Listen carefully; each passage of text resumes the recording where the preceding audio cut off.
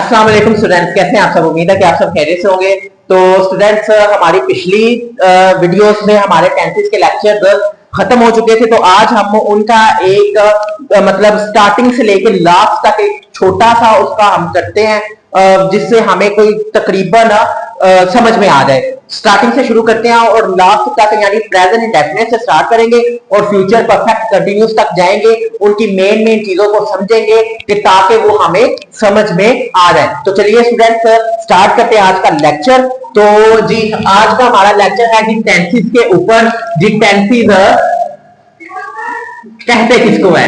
Tenses बच्चे कहते हैं जमाने को। हमारे पास टोटल जमाने कितने हैं? हमारे पास टोटल जमाने हैं 3। कौन कौन से हैं जी? पास्ट, प्रेजेंट और फ्यूचर, यानी गुजरा हुआ जमाना, आने वाला जमाना और मौजूदा जमाना। यानी मौजूदा जमाना जिसको हम कहते हैं प्रेजेंट, यानी आने वाला जमाना जिसे हम कहते हैं फ्यूचर यानी मुस्तकबिल, और गुजरा हुआ जमाना यानी पास्ट। तो बेसिकली टेंसेस की कितनी टाइप्स हैं हमारे पास? टेंसेस की 3 टाइप्स है। कौन कौन सी? पास्ट, नंबर 2 पे प्रेजेंट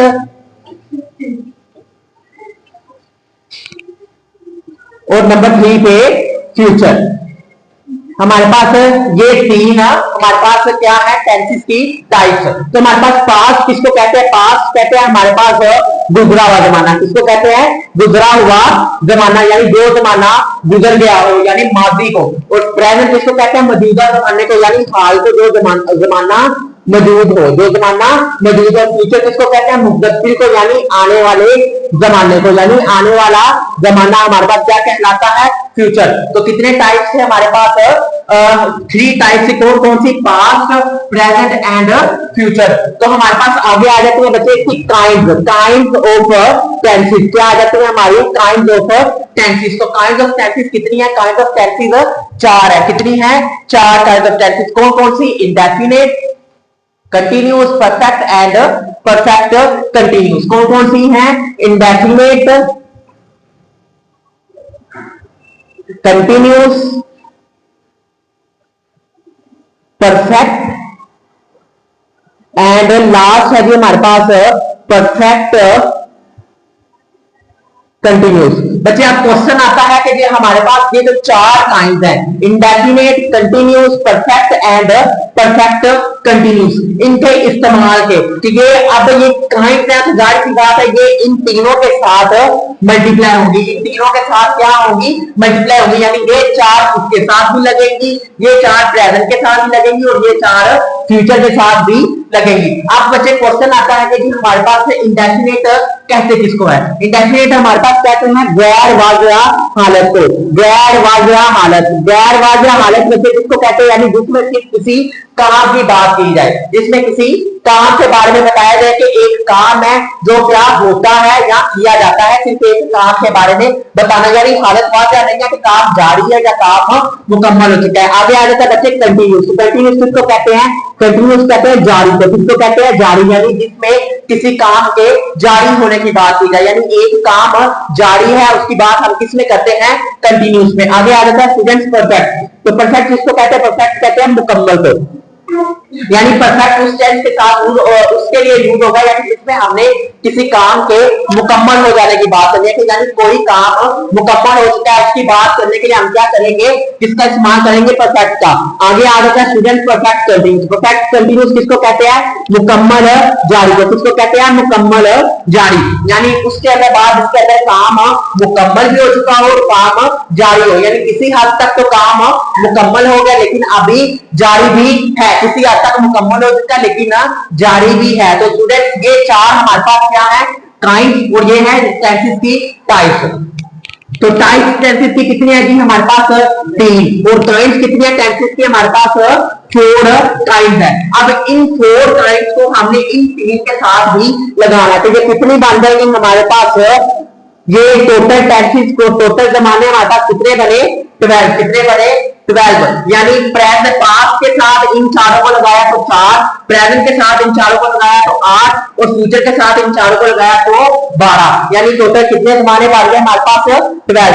अब बात आता है बच्चे क्वेश्चन इन 12 को हमने देखना, पहले देख लेते हैं कि हमारे पास इनमें बच्चे यहाँ पे एक छोटी सी याद रखने वाली चीज है जो आप याद रखेंगे तो इसके आपको एक बहुत बड़ी आसानी पैदा होगी, जो यहाँ से ही आप समझ लेंगे। यहाँ से हम आपको बताएंगे कि ये 4 जब इन 3 काइंड के साथ मल्टीप्लाई होंगे तो जब 12 बनेंगे तो इन 12 के साथ हमारा कौन कौन सा मतलब वो फॉर्म ऑफ वर्ब लगेगी। अब बच्चे स्टूडेंट देखें हमारे पास ये कितनी है कंटिन्यूस और ये परफेक्ट कंटिन्यूस, यानी इसके साथ भी कंटिन्यूस है और इसके साथ भी कंटिन्यूस है। अब ये कंटिन्यूस और ये कंटिन्यूस जब परफेक्ट कंटिन्यूस और कंटिन्यूस इन 3 के साथ मल्टीप्लाई होंगे तो ये बन जाएंगे कितने 3 और 3 6, कितने बन जाएंगे 6, यानी इस 12 को हम जब 2 पेज में डिस्ट्रीब्यूट करेंगे तो ये बनेगा 6 एंड 6।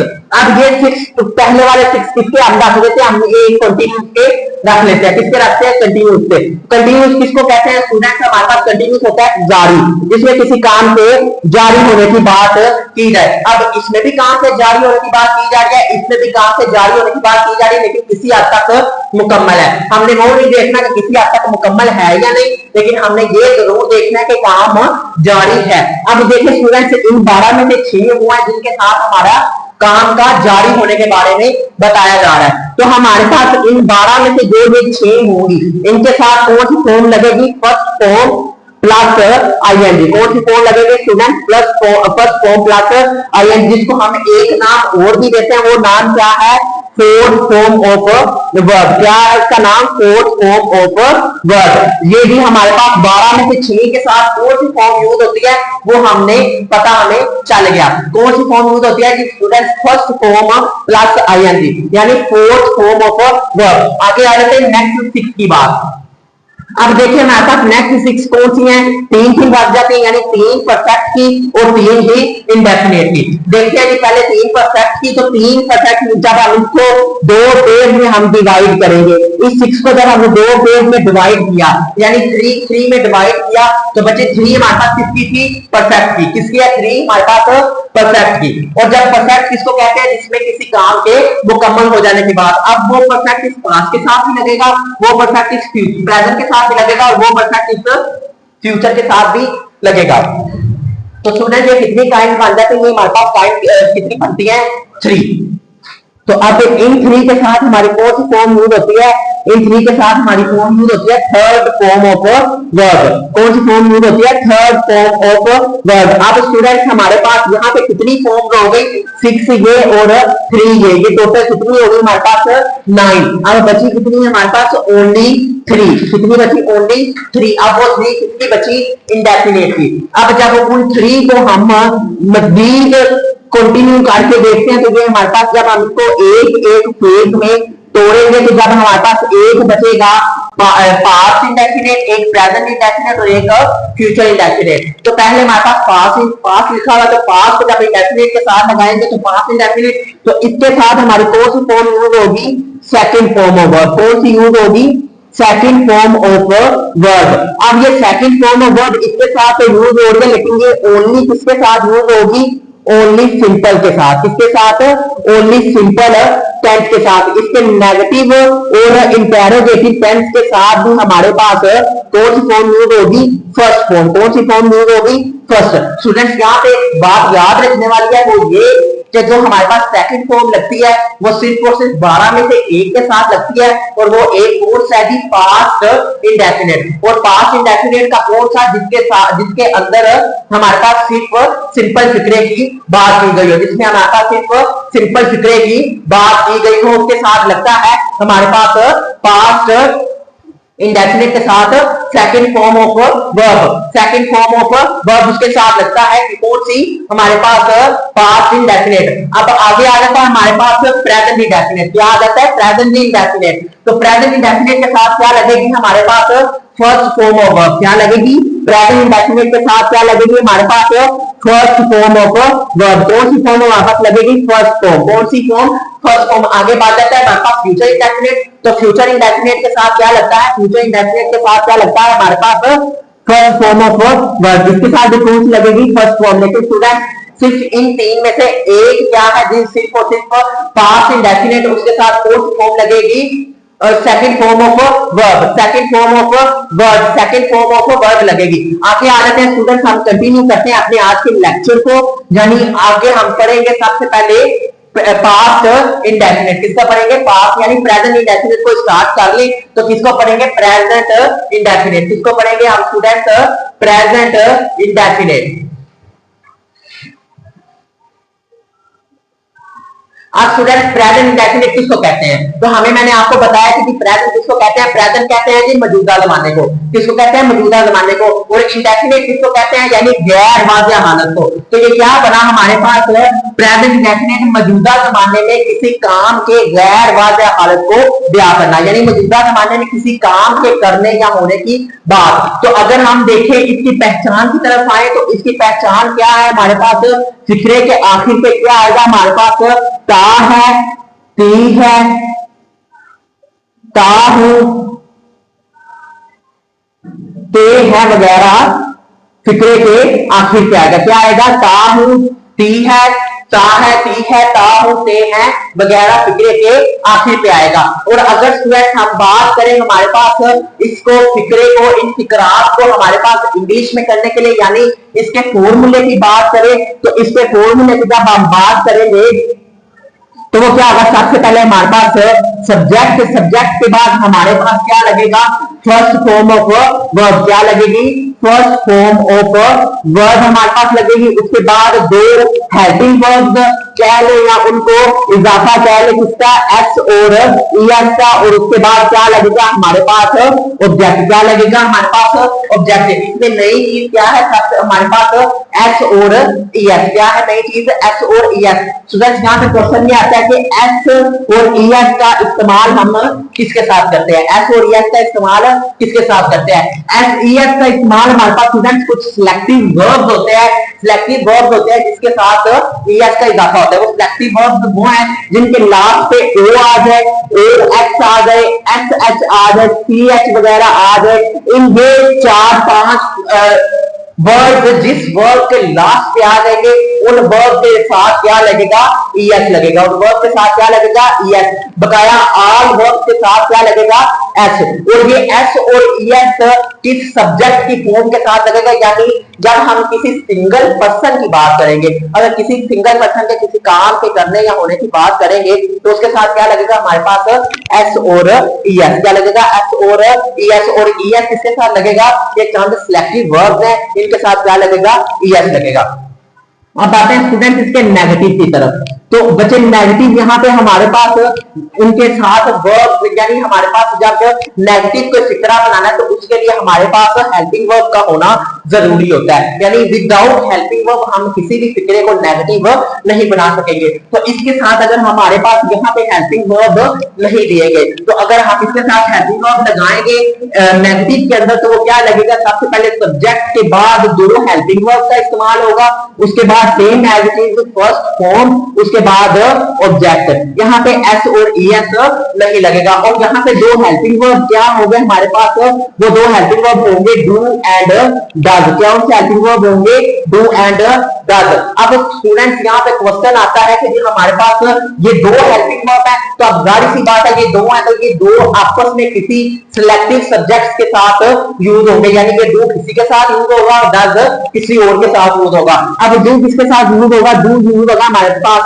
प्लूरल चीजों के लिए, यानी ज्यादा चीजों के लिए। डज किसके साथ होगा, सिंगुलर चीजों के लिए। डू के साथ इधर प्लूरल में आई, वी, दे, यू सब चीजें आ जाती है और इसमें डज में ही, शी, इट वगैरह आ जाता है। तो अब आज स्टूडेंट इसके इंटेरोगेटिव के लिए, तो जब हम इसका इंटेरोगेटिव करेंगे यानी सवालिया फिक्रा बनाएंगे तो वो क्या करेंगे जी, हमें पता है कि जो हेल्पिंग वर्ब है इंटेरोगेटिव में वो स्टार्टिंग पे आ जाता है, उसके बाद सब्जेक्ट, उसके बाद फॉर्म ऑफ वर्ब और उसके बाद ऑब्जेक्ट। और यहाँ पे हेल्पिंग वर्ब क्या है हमारे, डू एंड डज, और वो हमारे पास शुरू में आ जाएंगे। उसके बाद क्या हो जाएगा हमारे पास, हमारा सब्जेक्ट और उसके बाद फर्स्ट फॉर्म ऑफ वर्ब, उसके बाद ऑब्जेक्ट। इस तरह से स्टूडेंट्स हमारा ये इंटेरोगेटिव भी कंप्लीट हो जाएगा। यहां तक भी आ गया हमारा प्रेजेंट इंडेफिनिट। आगे स्टूडेंट्स हम करते हैं हमारा पास्ट इंडेफिनिट, यानी दूसरी टेंस के काइंड को हम पकड़ते हैं। वो क्या है कि हमारे पास पास्ट इंडेफिनिट। तो दूसरी काइंड है हमारे पास स्टूडेंट्स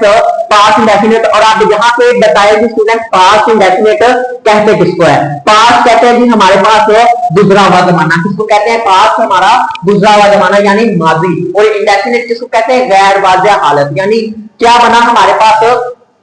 माजी यानी गुजरे हुए जमाने में किसी काम के करने या होने की बात, यानी गैर वाज़िह हालत, काम जारी है, मुकम्मल है, उसकी बात। अब अगर स्टूडेंट बात करें इसकी पहचान की तरफ आए तो इसकी पहचान क्या है? फिक्रे के आखिर पे क्या आएगा?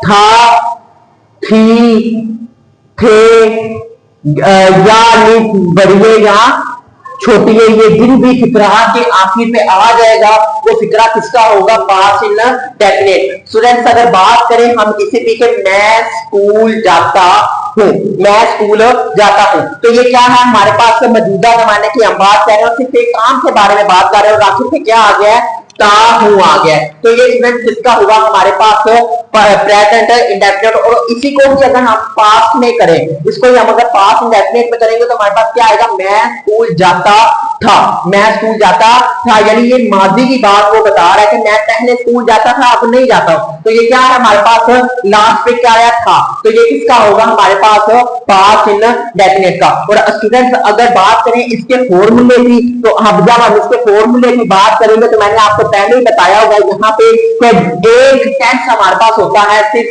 एक 12 में से, वो क्या है? पास्ट इंडेफिनिट, जिसके साथ क्या लगती है? हमारी सेकंड फॉर्म ऑफ वर्ब लगती है। तो क्या होगा? सबसे पहले स्टूडेंट हमारे पास सब्जेक्ट, सब्जेक्ट के बाद हमारे पास लगेगी वर्ब की सेकंड फॉर्म, उसके बाद हमारे पास क्या लगेगा? ऑब्जेक्ट। क्या लगेगा हमारे पास? ऑब्जेक्ट। अब ये सेकंड फॉर्म सिर्फ और सिर्फ लगेगी जब हम इसका क्या करेंगे? इसका सिंपल जुमला बना रहे होंगे, यानी विदाउट नेगेटिव एंड इंटेरोगेटिव। इसका नेगेटिव और इंटेरोगेटिव के बजाय जब हम इसके सिंपल की बात करेंगे तो उसके साथ क्या लगेगी हमारे पास?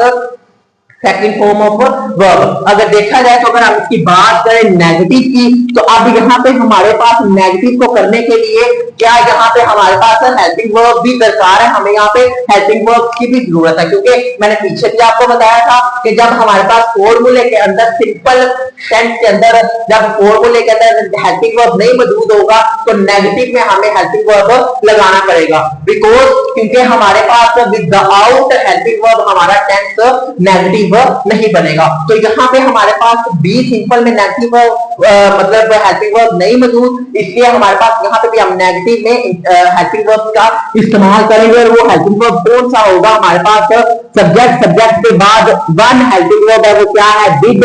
उसके बाद फर्स्ट फॉर्म ऑफ वर्ब और उसके बाद क्या है? हमारा आ जाता है ऑब्जेक्ट। क्या आ जाता है? हमारा ऑब्जेक्ट। स्टूडेंट मैंने आपको पहले ही बताया था कि ये second form of verb only लगेगी हमारे पास सिंपल, ओनली सिंपल के साथ लगेगी, सिंपल टेंस के साथ लगेगी।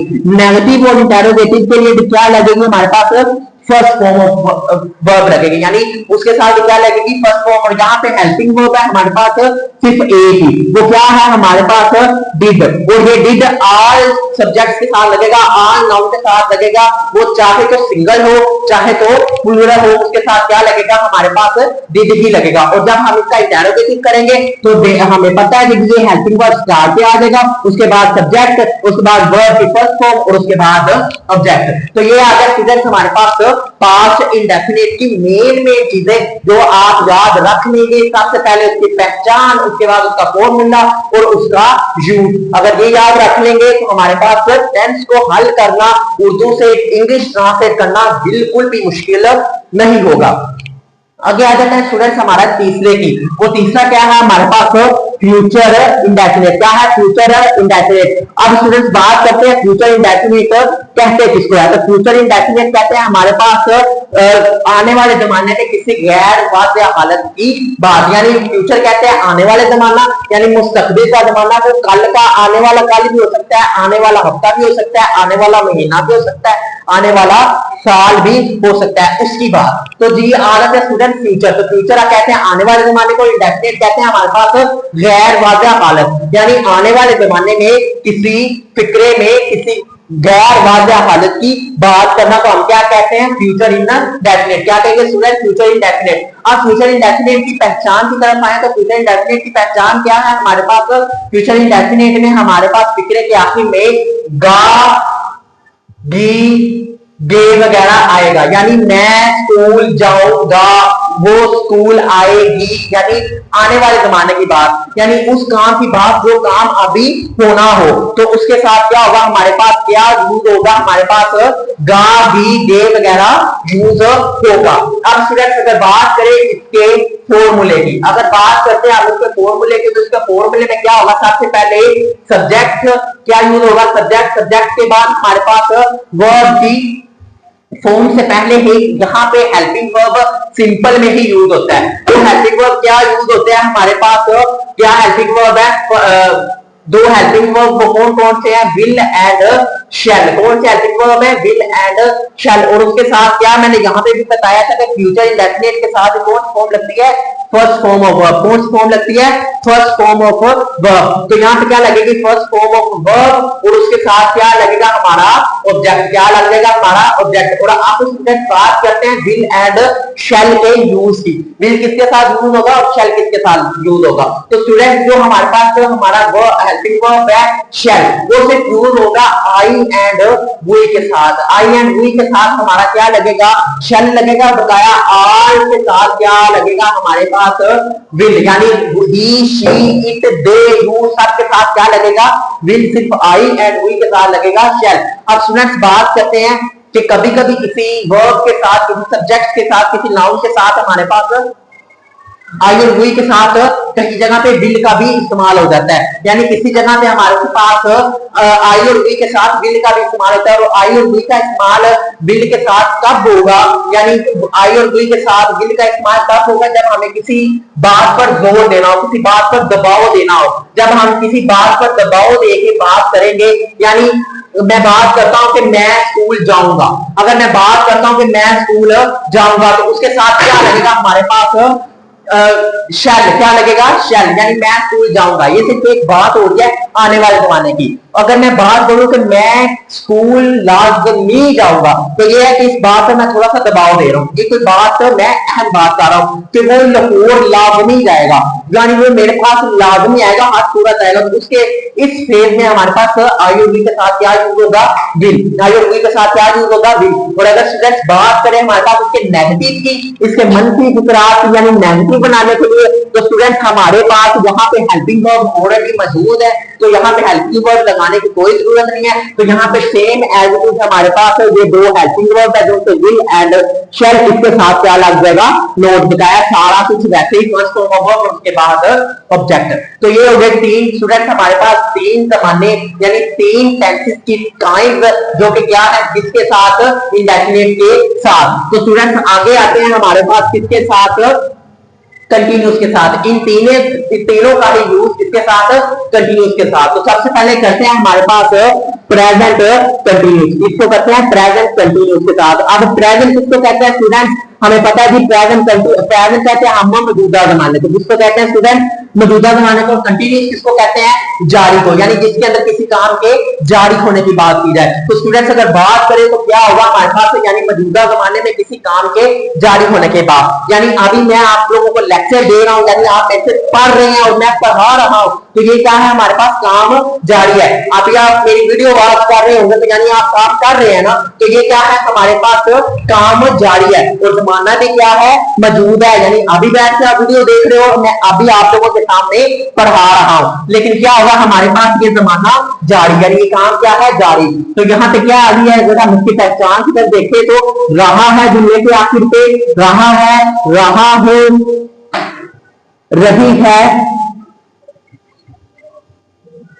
रहे हैं वगैरह सिक्के के आखिर पे आ जाएगा। ये आ गई है जिसकी पहचान, यानी कि आप वीडियो देख रहे हैं, तो ये क्या आ गई, रहे हैं।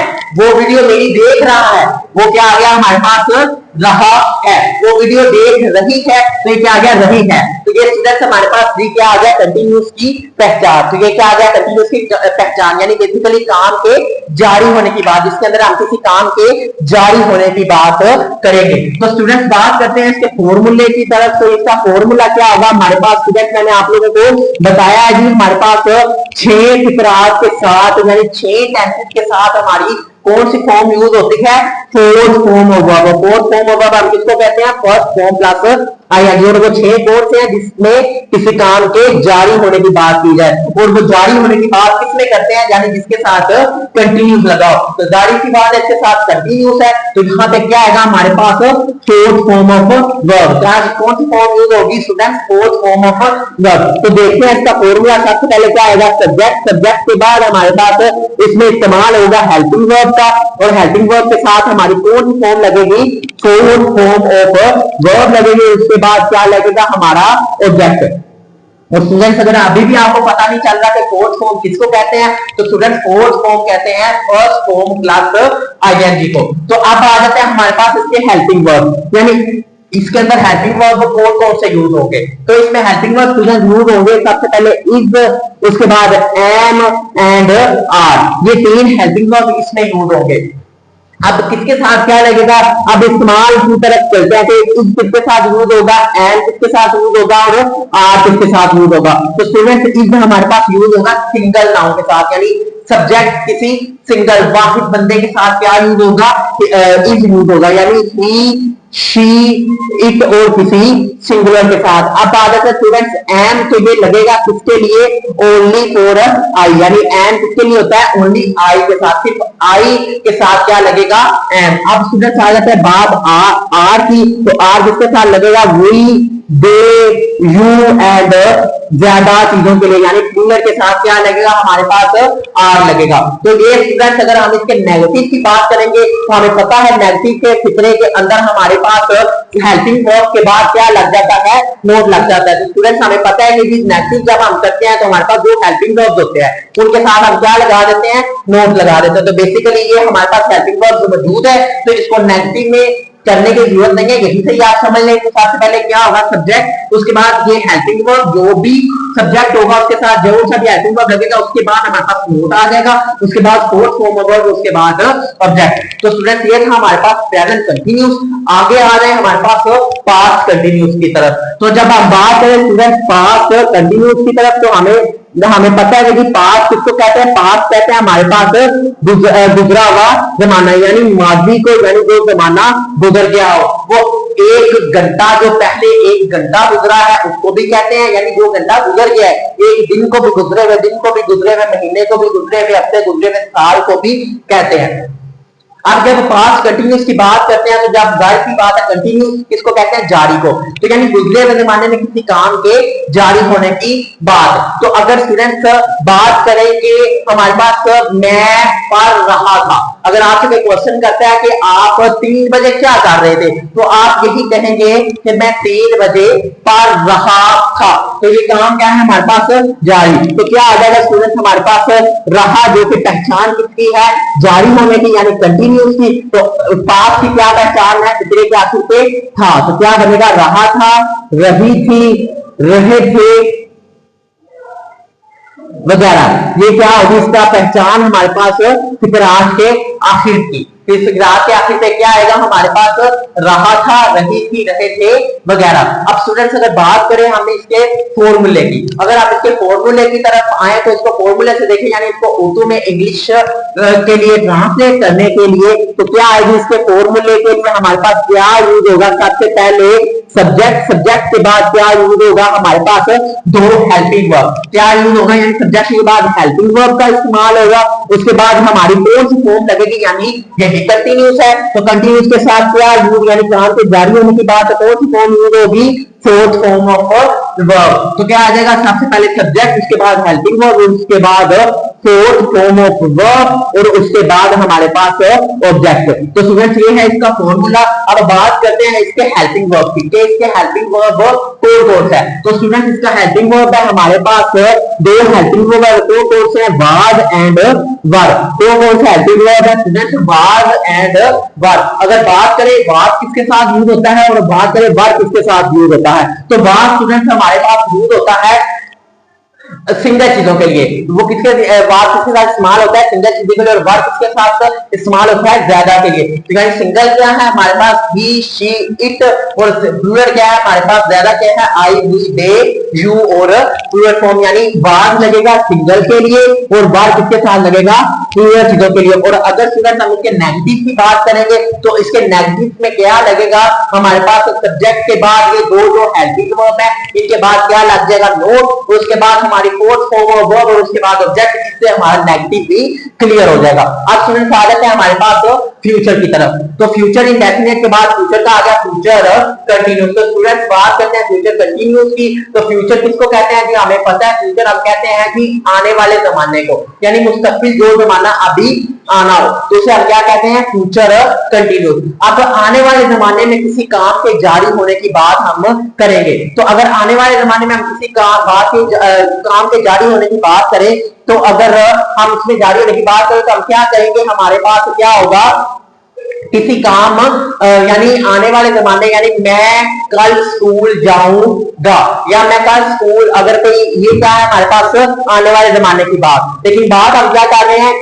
किसी काम की गैर वाज़ेह हालत की, काम करेगा वो या कर रहा है या मुकम्मल हो गया इसकी बात वो नहीं कर रहा। तो अगर हम बात करें कि मैं, अगर कोई मेरे से पूछता तो मैं कल इस टाइम स्कूल से आ रहा हूँगा या मैं कल सुबह स्कूल जा रहा हूँगा, तो क्या आएगा हमारे पास? रहा, जो कि किसकी पहचान है? जारी की। तो अगर फ्यूचर की पहचान करें तो वो क्या है हमारे पास? जा। तो क्या आएगा? रहा, होगा, रही, होगी, इसी तरह से रहा, हूँगा वगैरह हमारे पास क्या होगी? इसकी पहचान क्या होगी? इसकी पहचान होगी फितरात के आखिर पे आने वाली। अब स्टूडेंट्स अगर इसकी बात करें इसके फॉर्मूले की तो इसका फॉर्मूला क्या होगा हमारे पास? इसका फॉर्मूला ये है हमारे पास, सबसे पहले जो सब्जेक्ट है उसके बाद क्या लगेंगे? दो हेल्पिंग वर्ब। वो दो हेल्पिंग वर्ब कौन से हैं? वो दो helping verb will and shall नहीं होंगे। तो स्टूडेंट याद रखिएगा इसमें एक न्यू चीज का एडिशन होता है जो पीछे तो ऐड नहीं हुई लेकिन यहाँ पे वो चीज ऐड होगी। वो क्या चीज है? बी। वो क्या चीज है? बी। और उसके बाद क्या लगेगा हमारे पास? Fourth form of verb. और उसके बाद क्या लगेगा हमारे पास? ऑब्जेक्ट। और यहाँ पे हेल्पिंग वर्ब हमें पता है हेल्पिंग वर्ब क्या है? हेल्पिंग वर्ब है will and shall. Will and shall ये दो क्या है? Helping verb. अब स्टूडेंट्स अगर बात करें हमारे पास तो ये दो हेल्पिंग वर्ब किसके साथ यूज होने हैं? तो हमें पता है विल किसके साथ यूज होता है और शैल किसके साथ यूज होता है। तो अब बात करें एक नई चीज जो ऐड हो गया वो क्या है?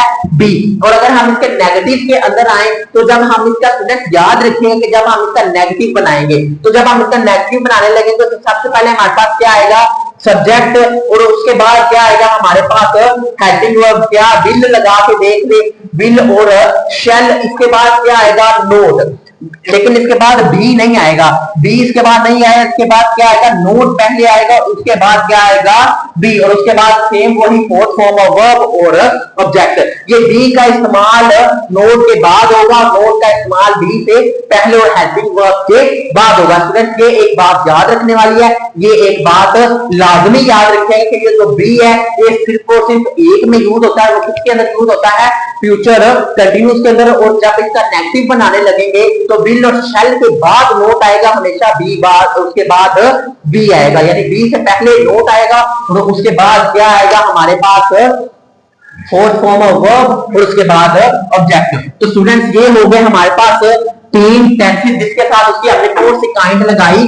कंटिन्यूस। कौन सी काइंड लगाई? कंटिन्यूस। आगे करते हैं जी स्टूडेंट्स हमारे सातवें यानी तीसरी काइंड की बात। और तीसरी काइंड का हम स्टार्ट करते हैं तो वो तीसरी काइंड जब हम लगाएंगे प्रेजेंट के साथ। किसके साथ लगाएंगे? प्रेजेंट के साथ। तो स्टूडेंट्स हमें पता है प्रेजेंट किसको कहते हैं। तो अब हमारे पास तीसरी काइंड जब हम प्रेजेंट के साथ लगाए तो क्या बना दिया हमारे पास? Present perfect. क्या बना हमारे पास? Present perfect. स्टूडेंट प्रेजेंट किसको कहते हैं? स्टूडेंट प्रेजेंट कहते हैं मौजूदा जमाने को। किसको कहते हैं? मौजूदा जमाने को। और परफेक्ट किसको कहते हैं? परफेक्ट कहते हैं हमारे पास जिसमें किसी काम के मुकम्मल हो जाने की बात की गई है, जिसमें किसी काम का मुकम्मल हो जाना, यानी कोई काम जो मुकम्मल हो चुका है उसकी बात करेंगे तो उसके साथ क्या यूज होगा हमारे पास? परफेक्ट। वो फिक्रा किसका होगा? परफेक्ट का। तो स्टूडेंट्स अगर बात करें यानी इसके पहचान की तो मैं स्कूल जा चुका हूं, मैं स्कूल जा चुका हूं, या मैं पढ़ा चुका हूं, या मैं पढ़ चुका हूं। तो ये क्या आएगा हमारे पास चुका, क्या आएगा इसकी पहचान हमारे पास परफेक्ट की चुका। और क्या है रहा, ये क्या है हमारे पास प्रेजेंट की पहचान है। तो यानी क्या आएगा चुका है, चुकी है, चुका हूं और चुके हैं वगैरह क्या है इसकी पहचान, क्या है इसकी पहचान। तो स्टूडेंट्स अगर इसके हम फॉर्मूले की बात करें तो इसका फॉर्मूला क्या होगा हमारे पास, सबसे पहले क्या होगा हमारे पास इसमें सब्जेक्ट, जो कि सबसे पहले आता है वो क्या होगा हमारे पास सब्जेक्ट, सब्जेक्ट के बाद हेल्पिंग वर्ब और उसके बाद क्या आएगा हमारे पास थर्ड फॉर्म। मैंने आपको स्टूडेंट्स बताया कि सिर्फ 3 के साथ थर्ड फॉर्म लगेगी और वो 3 क्या होगा हमारे पास परफेक्ट के। वो किसके 3 होंगे, परफेक्ट के। वो 3 काइंड जिसके साथ परफेक्ट लगेगा उसके साथ कौन सी फॉर्म लगेगी, थर्ड फॉर्म ऑफ वर्ब। कौन सी फॉर्म लगेगी, थर्ड फॉर्म ऑफ वर्ब। पहली काइंड हमारा प्रेजेंट के साथ परफेक्ट लग गया तो इसके साथ हमने क्या लगाई, थर्ड फॉर्म लगाई और उसके बाद क्या आ गया हमारे पास ऑब्जेक्ट, क्या आ गया हमारे पास ऑब्जेक्ट। तो स्टूडेंट्स बात करते हैं इसके हेल्पिंग वर्ब की, इसका हेल्पिंग वर्ब कौन कौन सा है। तो इसका हेल्पिंग वर्ब है हमारे पास 2 हेल्पिंग वर्ब इसमें भी यूज होंगे। वो क्या होगा हमारे पास helping verb has and had. कौन सा हेल्पिंग वर्ब है, हैज एंड हैड। तो स्टूडेंट्स बात करते हैं हेल्पिंग वर्ब के यूज की, यानी हेल्पिंग वर्ब हैज किसके साथ लगेगा और हैड किसके साथ लगेगा। तो स्टूडेंट्स याद रखिएगा कि हैड किसके साथ लगेगा, हैड हमारे पास लगेगा सिंगल नाउन के साथ, यानी सिंगल पर्सन के साथ क्या लगेगा हमारे पास हैज, और हैड किसके साथ लगेगा ज्यादा लोगों के लिए, यानी प्लूरल के लिए क्या लगेगा हैव। और जब हम इसका नेगेटिव करेंगे तो ये जो 2 हेल्पिंग वर्ब है हमारे पास हैज एंड हैड, इसके साथ क्या लग जाएगा, नोट लग जाएगा। उसके बाद क्या लगेगी, थर्ड फॉर्म ऑफ वर्ब और उसके बाद ऑब्जेक्ट। तो स्टूडेंट्स अगर आए हम हमारे पास नेक्स्ट इसके पास तक पास्ट परफेक्ट के, और जब हम पास्ट परफेक्ट पे आएंगे तो हमें पता है पास्ट किसको कहते हैं, गुजरा हुआ जमाना। तो गुजरे हुए जमाने में किसी काम के मुकम्मल हो जाने की भी बात, यानी एक जमाना जो कि गुजर चुका है और उसमें हम किसी काम के मुकम्मल हो जाने की बात करेंगे। यानी मैं कल अपना काम खत्म कर चुका था। अगर आपसे कोई सवाल करता है कि आपका काम खत्म हुआ है या नहीं, तो आप आगे से ये कहेंगे वो तो मैं कल ही कर चुका था। तो क्या कहेंगे, वो तो मैं कल ही कर चुका था। तो अगर हम इसकी पहचान राइट करने में लिखें तो क्या आएगा, सबसे पहले स्टूडेंट हमें पीछे पढ़ा कि चुका किसकी पहचान है, परफेक्ट की। तो यहाँ पे परफेक्ट है तो इसकी पहचान क्या आ गई, चुका। क्या आ गई, चुका। और पास्ट की क्या पहचान है, था। तो क्या बना, चुका था, चुकी थी और चुके थे वगैरह हमारे पास क्या है इसकी पहचान। क्या था, चुका था, चुकी थी, चुके थे वगैरह क्या है इसकी पहचान। तो स्टूडेंट्स बात करें इसके फॉर्मूले की, इसके फॉर्मूले से देखें, यानी इसको उर्दू से इंग्लिश में ट्रांसलेट करने के लिए तो क्या आएगा, इसका फॉर्मूला हमारे पास क्या होगा। फॉर्मूले में सबसे पहले हमारे पास है सब्जेक्ट, सब्जेक्ट के बाद हमारे पास हेल्पिंग वर्ब, उसके बाद थर्ड फॉर्म ऑफ वर्ब और उसके बाद ऑब्जेक्ट। तो स्टूडेंट बात करते हैं इसके हेल्पिंग वर्ब की। तो इसका जो पास्ट परफेक्ट का, पास्ट परफेक्ट में हमारे पास एक ही हेल्पिंग वर्ब यूज होगा और वो हेल्पिंग वर्ब क्या होगा हमारे पास, हैड।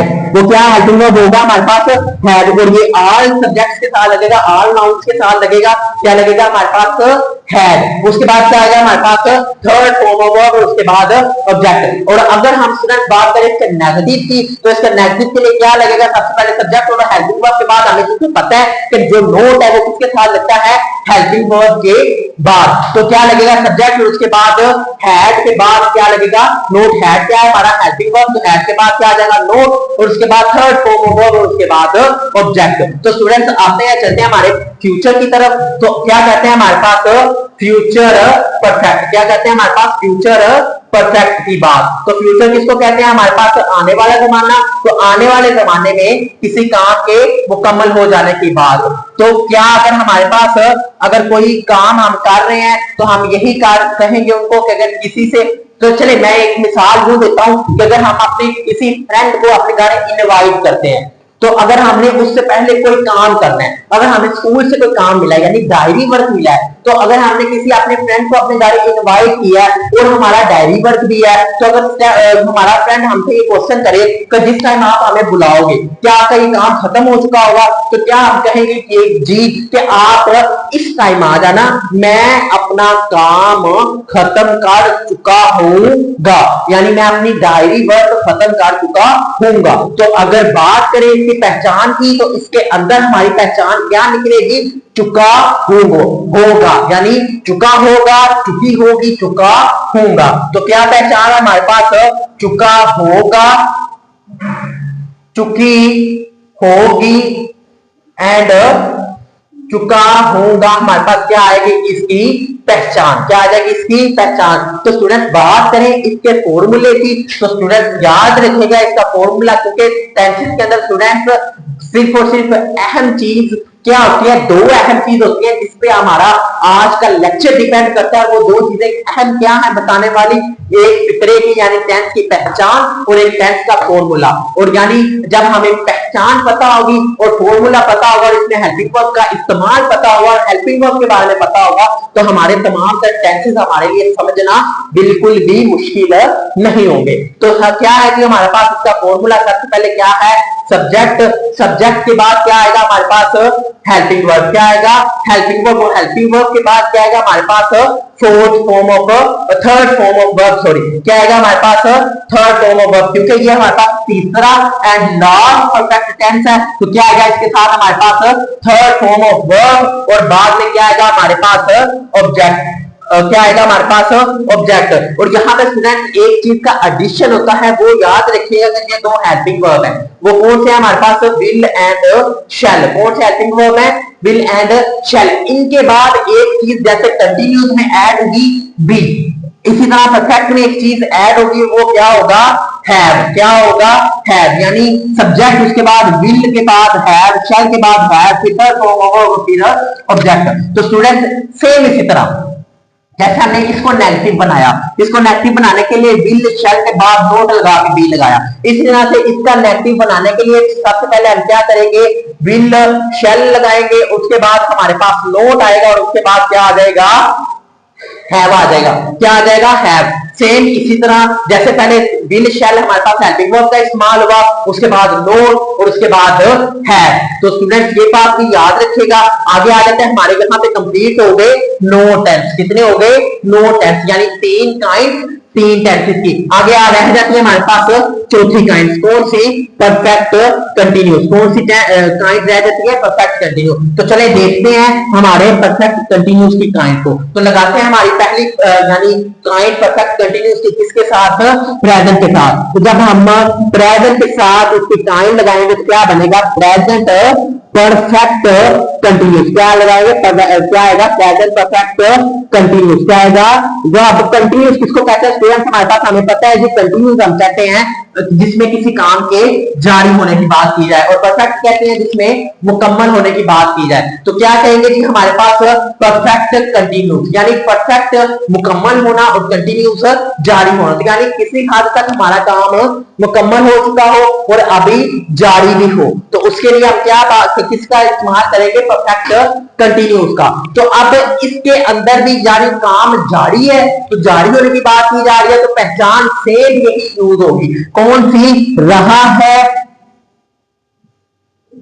रही है, रहा हूं, रहे हैं वगैरह, इसमें भी पहचान यूज होगी। और अगर देखा जाए इसके फॉर्मूले की बात जब हम करते हैं, तो इसका फॉर्मूले की जब हम बात करेंगे तो फॉर्मूला हमारे पास क्या यूज होगा? सबसे पहले हमारे पास क्या आएगा? सब्जेक्ट। सब्जेक्ट के बाद हमारे पास हेल्पिंग वर्ब। तो ये भी स्टूडेंट्स क्योंकि कंटिन्यूस है, तो हमने बात की थी 6 के साथ फोर्थ फॉर्म ऑफ लगेगी, और वो 6 कौन से होंगे? कंटिन्यूस। अब कंटिन्यूस ये भी है, कंटिन्यूस ये भी है। तो जब हम कंटिन्यूस यहाँ पे भी बात कर रहे हैं तो कौन सी फॉर्म लगेगी हमारे पास? फोर्थ फॉर्म, और उसके बाद ऑब्जेक्ट। स्टूडेंट्स बात करते हैं इसमें हेल्पिंग वर्ब की, तो इसका हेल्पिंग वर्ब क्या होगा हमारे पास? हैड एंड हैव, और इसके साथ एक चीज ऐड होगी परफेक्ट कंटिन्यूस में, वो क्या होगी? बीन। तो स्टूडेंट्स इसमें क्या न्यू चीज ऐड होगी? बीन, जो कि दोनों हेल्पिंग वर्ब के बाद लगेगी। तो एक चीज इसमें और ऐड होती है और वो बहुत अहम चीज है। वो क्या ऐड होती है? ऑब्जेक्ट के बाद हमारे पास सिंस और फॉर का यूज, यानी ऑब्जेक्ट के बाद क्या यूज होता है, सिंस एंड फॉर। तो स्टूडेंट्स बात करें हमारे पास सिंस और फॉर की, यानी सिंस किसके साथ इस्तेमाल होगा और फॉर किसके साथ इस्तेमाल होगा। तो स्टूडेंट सिंस हमारे पास इस्तेमाल होगा पॉइंट ऑफ टाइम, यानी जिसके अंदर हमें वक्त का बताओ, यानी वक्त के बारे में बताया जाओ, क्या होगा, पॉइंट ऑफ टाइम, जिसमें आज का टाइम, अभी का टाइम, एक हफ्ता पहले का, यानी सुबह का, शाम का, वो टाइम क्या है हमारे पास, पॉइंट है, यानी सुबह का टाइम, शाम का टाइम, 2 बजे का टाइम, 3 बजे का टाइम, 4 बजे का टाइम, यानी इसमें एक वक्त के बारे में बता दिया जाए, पॉइंट आउट कर दिया जाए कि ये वाला टाइम, तो उसके साथ क्या लगेगा, सिंस। और फोर किसके साथ लगेगा, जो गुजरा हुआ टाइम, यानी वो 1 साल, 1 महीना, 1 हफ्ता, तो क्या होगा, पीरियड ऑफ टाइम, क्या होगा, पीरियड ऑफ टाइम के साथ क्या लगेगा हमारे पास, फोर, क्या लगेगा, फोर। अब 1 हफ्ता पहले के साथ भी फोर लगेगा, 1 महीना पहले का भी टाइम हो सकता है, साल पहले का भी टाइम हो सकता है, और 2 साल पहले का भी टाइम हो सकता है। अब आ जाते हैं स्टूडेंट्स हमारे पास ये प्रेजेंट कंटिन्यूस, परफेक्ट कंटिन्यूस के बाद पास्ट परफेक्ट कंटिन्यूस की तरफ। तो स्टूडेंट्स पास्ट हम कहते हैं जी हमारा गुजरा हुआ जमाना, तो पास्ट के परफेक्ट कंटिन्यूस हम किसकी बात करेंगे, यानी गुजरे हुए जमाने में किसी काम के मुकम्मल, यानी कोई काम के मुकम्मल जारी होने के बारे में, यानी एक काम है जो किसी हद तक तो मुकम्मल हो चुका है लेकिन अभी जारी भी है, उसकी बात करने के लिए हमारे पास किसको इस्तेमाल करेंगे, परफेक्ट कंटिन्यू।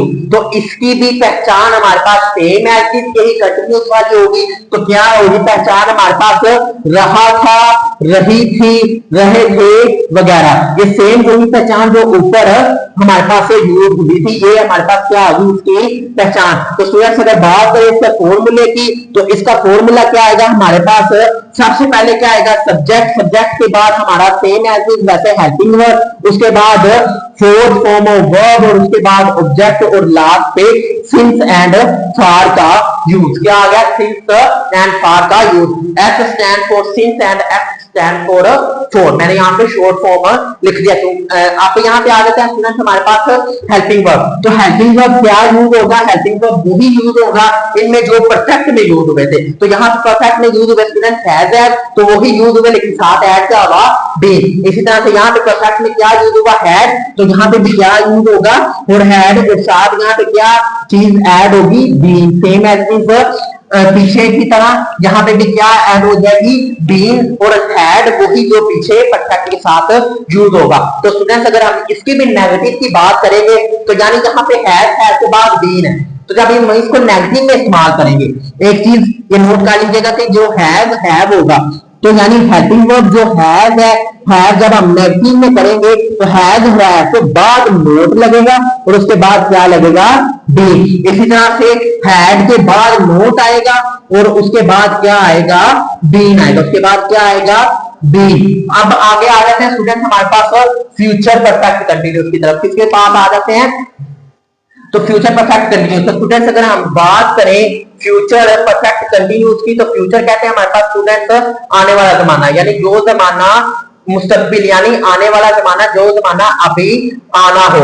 अब वो एक दिन, अगला दिन भी हो सकता है, यानी अगला आने वाला दिन, अगला आने वाला हफ्ता, अगला आने वाला महीना, ये सारा हो सकता है। तो स्टूडेंट्स बात करें हमारे यानी आने वाले जमाने में किसी काम के मुकम्मल हो जाना, यानी कोई काम किसी हद तक तो मुकम्मल हो गया हो और अभी जारी भी हो, यानी ये इमारत पिछले 3 दिन से या 3 महीनों से बन रही है, यानी 3 महीनों से बन रही है, 3 महीने तक कोई बन चुकी है, यानी 3 महीने तक कई बन चुकी है और अभी बन भी रही है। तो क्या है, पिछले 3 महीने से या 3 साल से ये इमारत तमीर शुदा, यानी तमीर हो रही है, जेरे तमीर है। तो क्या होगा हमारे पास, उसके साथ क्या यूज होगा, परफेक्ट कंटिन्यूस, यानी तो कुछ काम कंप्लीट भी हो गया और अभी चल भी रहा है। तो स्टूडेंट्स अगर इसकी पहचान की बात करें तो इसी की भी पहचान यही होगी, यानी क्या, रहा होगा, रही होगी, रहे होंगे वगैरह, क्या आएगा, इसकी पहचान आ जाएगी। क्या आ गए, इसके पहचान आ जाएगी। तो स्टूडेंट्स अगर बात करें हम इसके फॉर्मूले की तरफ, तो इसका फॉर्मूला क्या होगा, इसका फॉर्मूला स्टूडेंट्स हमारे पास सबसे पहले सब्जेक्ट, सब्जेक्ट के बाद हमारे पास स्टूडेंट्स आएगा हमारा हेल्पिंग वर्ब, हेल्पिंग वर्ब के बाद हमारा क्या आ जाएगा, फोर्थ फॉर्म ऑफ वर्ब, और उसके बाद क्या आ जाएगा हमारा ऑब्जेक्ट, और लास्ट पे सिंस एंड फॉर। पीछे भी आपको बताया था S stand for since and F stand for for. तो स्टूडेंट्स अब यहाँ पे हमारे पास हेल्पिंग वर्ब क्या है, सेम यही। अब स्टूडेंट्स जैसे कि हेल्पिंग वर्ब हमारे पास यहाँ पे परफेक्ट में यूज हुए वही परफेक्ट कंटीन्यूअस में, यहाँ पे भी परफेक्ट में जो यूज हुआ वही यहाँ पे परफेक्ट कंटीन्यूअस में यूज हुआ। इस तरह से यहाँ पे भी जो परफेक्ट कंटीन्यूअस में यूज हुआ होगा वही इसमें यूज होगा। तो परफेक्ट कंटीन्यूअस में क्या यूज हुआ, will have, will shall have, यानी विल और शैल के साथ हैव। तो यही हेल्पिंग वर्ब यहाँ पे यूज होगा, यानी विल उसके साथ, विल और शैल के साथ क्या यूज होगा, हैव, और उसके बाद क्या यूज होगा, बीन। ये एक बीन इन तीनों के अंदर ऐड होगी। तो स्टूडेंट्स अगर हम इसके नेगेटिव की बात करें तो जो हेल्पिंग वर्ब होंगे हमारे पास विल एंड शैल, उसके बाद क्या लगेगा, नोट, उसके बाद क्या आएगा, हैव, और उसके बाद बीन, यानी will not have been, shall not have been. तो स्टूडेंट्स ये था उधर से लेके यहां तक का हमारा टेंसेस का लेक्चर, जो कि स्टूडेंट करने का, समझाने का मकसद ये था कि जो अहम अहम चीजों है टेंसेस के अंदर याद रखने वाली वो क्या होती है हमारे पास, एक उसकी पहचान, एक उसका फॉर्मूला, और उसके अंदर हेल्पिंग वर्ब का यूज, जो कि मैंने आप लोगों को यहाँ पे अगेन दोबारा से उसका बता दिया। यानी किसका, हमारे पास उसकी पहचान के बारे में और उसके हमारे पास फॉर्मूले के बारे में। तो स्टूडेंट्स यहाँ पे हमारा लेक्चर खत्म होता है टेंसेस का। तो मिलते हैं नेक्स्ट लेक्चर के साथ, नेक्स्ट वीडियो के साथ। तब तक के लिए खुदा हाफिज।